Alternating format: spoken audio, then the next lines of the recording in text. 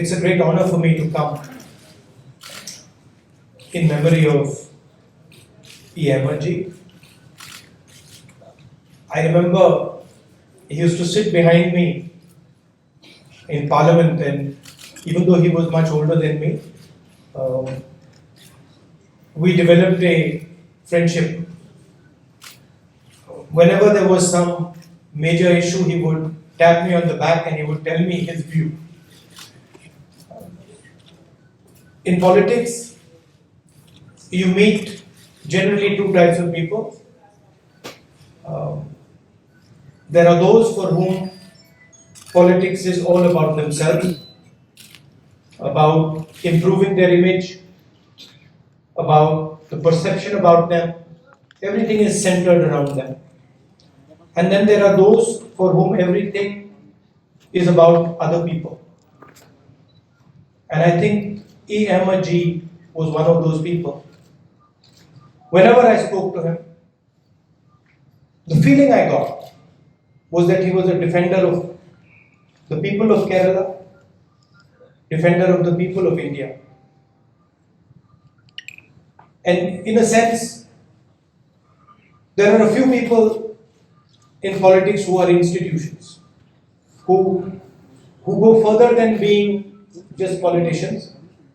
They occupy a bigger space, an institutional space in the mind. And I think E. Ahamed ji was one of those people who transcended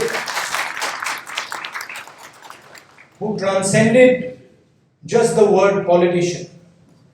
And they, especially for some of the younger politicians, they become guides. They become guides on how we should do our work, on how we should behave. And so that is how I view E. Ahamed ji, as a guiding light, as somebody who we can look towards for inspiration. I remember when I went to the hospital and I was with the family, the treatment that the family got and what they were made to feel. And I really felt quite hurt about that. I felt that it was very unfair what was being done.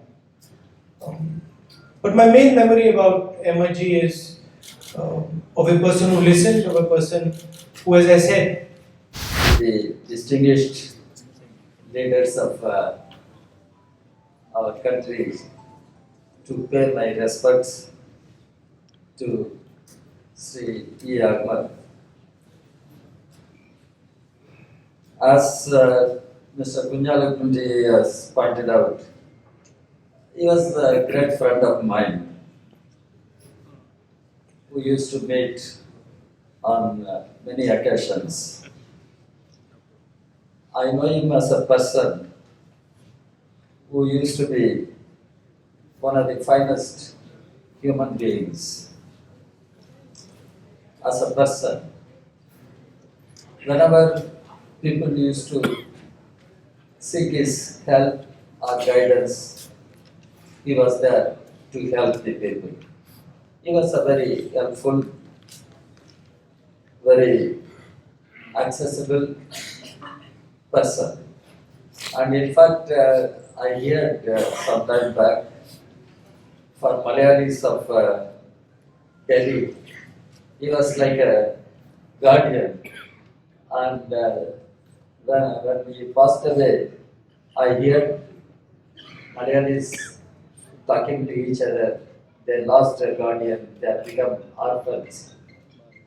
That was the relationship he had with Mr. E. Ahamed. As a political person, he was one of the best to represent our country in abroad, particularly in Gulf countries. And I could hear when I had the opportunity to visit a couple of Gulf countries. I used to hear about E. Ahamed, the way he used to interact with the ruling elites of those countries and ensure the safety and the security of our migrant Indians living in Gulf countries. And he used to project India in true sense. I don't mean otherwise.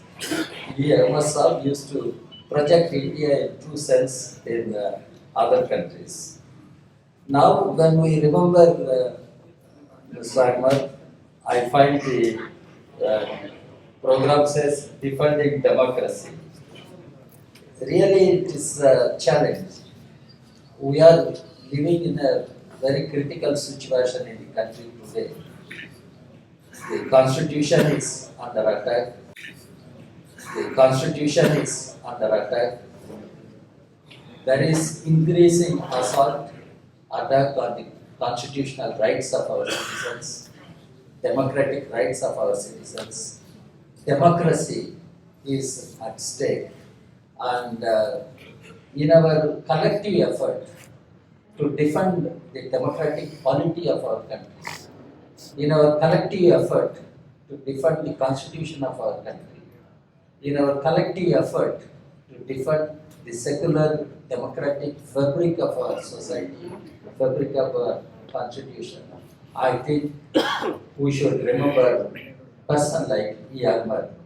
Rahulji has correctly said he was an institution, and individual might have gone from us, but that institutional values will remain as a source of inspiration.